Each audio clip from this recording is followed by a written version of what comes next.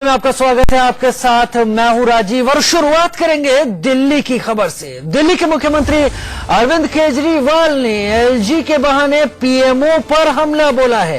केजरीवाल ने कहा है कि दिल्ली के मामले में पीएमओ दखल देना बंद करे। उन्होंने कहा कि बीजेपी और कांग्रेस दोनों उपराज्यपाल नजीब जंग को हटाना चाहते हैं, लेकिन नजीब जंग वो ही कर रहे हैं जो पीएमओ कह रहे हैं। केजरीवाल ने ट्वीट किया कि क्या बीजेपी और कांग्रेस दोनों नजीब जंग को हटाना चाहते हैं? अजीब है। क्या नजीब जंग की गलती है? नहीं, नजीब जंग वही कर रहे हैं जो पीएमओ ने कहा है। उन्हें हटाकर कुछ नहीं होगा। अगर पीएमओ का दखल जारी रहा तो नजीब जंग की जगह लेने वाले भी वही करेंगे। असल हल ये है कि पीएमओ दखल देना बंद करे। नजीब जंग अच्छे इंसान हैं जो खराब पॉलिटिकल बॉस के साथ हैं।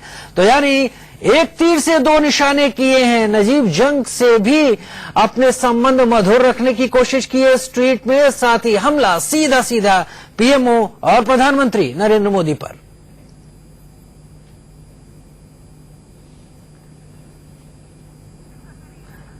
तो अरविंद केजरीवाल ने हमला किया है पीएमओ पर। साफ कहा है कि जो कुछ हो रहा है वो पीएमओ के इशारे पर हो रहा है। अगर पीएमओ का दखल जारी रहा तो नजीब जंग की जगह अगर कोई दूसरा भी आता है तो वो भी वही करेगा जो पीएमओ कहेगा। और केजरीवाल ने इसके साथ ही एक और खास बात इसमें जोड़ी कि नजीब जंग बेहद अच्छे इंसान हैं, लेकिन खराब पॉलिटिकल बॉस के साथ हैं। हमला सीधा पीएमओ पर अरविंद केजरीवाल का। दिल्ली और केंद्र में संघर्ष की एक और नई इबारत। हमारे साथ शिवानी त्यागी जुड़ रहे हैं फोन लाइन पर। शिवानी, इसमें कुछ नया नहीं है कि केजरीवाल पीएमओ पर एलजी के बहाने हमला करते रहे, लेकिन इसमें क्या खास है? देखिए, इस बार अगर हम बात करें तो दिल्ली के जितने सांसद हैं वो भी एलजी नजीब जंग के रिमूवल की बात कर रहे हैं। उदित राज जो कि नॉर्थ वेस्ट से जो सांसद हैं, उन्होंने ये मांग की थी, कल प्रेस कॉन्फ्रेंस की थी, उन्होंने शिकायत की थी कि उनकी एलजी की शिकायत करेंगे क्योंकि उनसे संपर्क नहीं साध पाते। इन सब के नाते कहीं ना कहीं आम आदमी पार्टी को एक ऑक्सीजन मिल गया है कि एक बार फिर से वो टारगेट कर रहे हैं पीएमओ पे कि एलजी को हटाया जाए। पर यहाँ पे अरविंद केजरीवाल ने एक और दांव खेलने की कोशिश की है कि एलजी को न हटा के अगर पीएम से ये रिक्वेस्ट की जाए कि वो एलजी के कामों में दखल ना दे, दिल्ली के शासन में दखल ना दे, तो ज्यादा बेहतर होगा। तो एक बार फिर से पीएमओ को घेरने की कोशिश की गई है। बहुत शुक्रिया शिवानी इस तमाम जानकारी के लिए। तो केजरीवाल ने पीएमओ पर हमला किया और कहीं बहुत बीजेपी सांसद का इस मसले पर रुख भी उनके साथ आया है।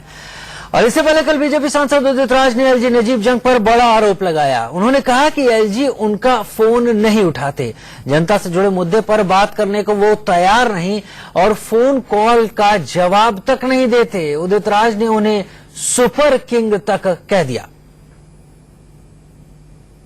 सांसद की आवाज दिल्ली के डीएम नहीं सुन रहे हैं, क्या जिम्मेदारी दिल्ली के उपराज्यपाल की नहीं बनती? उनकी भी बनती है, लेकिन उपराज्यपाल तक बात पहुंचाना ही मुश्किल है, वो फोन पर मिलते ही नहीं। और कई बार ऐसा होता है 2 दिन लग जाता है, 3 दिन लगता है, 4 दिन लगता है उनका कॉल रिटर्न आने में। और उनसे कहा जाता है कि मोबाइल आप दे दीजिए, तो मोबाइल शेयर ही नहीं करते हो। वो तो सुपर किंग की तरह बेहद करते हैं। सर, जब वो दिल्ली के उपराज्यपाल बीजेपी के सांसदों की बात नहीं सुनते तो आम जनता की बात कैसे सुन पाएंगे? आम जनता की हालत क्या होगी? आम जनता की हालत तो खराब है। जब डीएम को मैं 11 लेटर लिखता हूं और एक लेटर का जवाब नहीं आता, तो आम जनता की क्या सुनते होंगे? और उधर बीजेपी नेता सुब्रमण्यम स्वामी ने एक विवादित बयान दिया है। सुब्रमण्यम स्वामी ने कहा है कि जेएनयू में राष्ट्र विरोधी स्टूडेंट रहते हैं। यहाँ के स्टूडेंट और प्रोफेसर दोनों नक्सली हैं। स्वामी ने कहा कि जेएनयू का नाम बदलकर सुभाष चंद्र बोस के नाम पर रख दिया जाए। नागपुर एक सेल आप वहाँ पर जेएनयू कैंपस में बनवाएंगे, बीएसएफ के जवान। हाँ, एंटी हाँ, ये जो एंटी नार्कोटिक्स। जी जी जी। हाँ, अब तो मैंने कहा बनना चाहिए, मैंने नहीं कहा कि मैं बनाऊंगा। क्या सही रहेगा कैंपस में कि बीएसएफ के जवान? क्यों नहीं? अमेरिका में तो हर कैंपस में पुलिस का एक बिल्डिंग है। क्यों ऐसा आप करने की सोच रहे हैं? वहाँ तो सारे गतिविधियाँ, सब देशद्रोही गतिविधियाँ बहुत ज्यादा हैं, ड्रग्स भी बहुत वहाँ हैं, जिहादी लोग हैं, नक्सलाइट तो वैसे भी करते हैं, एलटीटी वाले भी हैं। सर, आप स्टूडेंट्स को नक्सली बोल रहे हैं? और क्या, मैं तो प्रोफेसर को भी नक्सली बोलता हूँ। सर जेएनयू का नाम सुभाष चंद्र बोस जी के नाम पर करवाने का फैसला, वो तो हमारे रिकमेंडेशन है, ओके। क्योंकि पढ़े लिखे आदमी थे सब, सुभाष चंद्र बोस, नेहरू तो 3rd क्लास पास थे।